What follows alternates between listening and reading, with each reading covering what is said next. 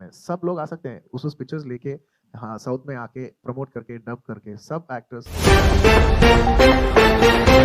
नमस्कार दोस्तों, लगता है भोजपुरी इंडस्ट्री को पवन सिंह बदलकर ही मानेंगे।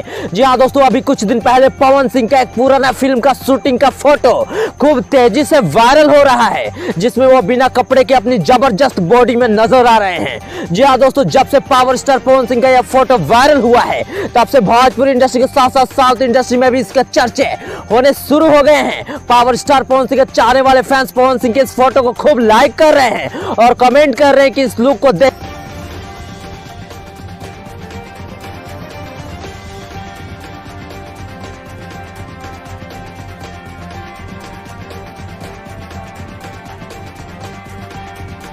और दोस्तों, इतने बड़े actor power star Pawan Singh के लुक और स्टाइल को अपनी फिल्म डीजे में कॉपी किए हैं। इससे यह सोचने पर लोग मजबूर हो जा रहे हैं कि पावर स्टार का लेवल इतना तगड़ा और जबरदस्त है कि उनको देख भारत के टॉप इंडस्ट्रीज कॉपी कर रही है।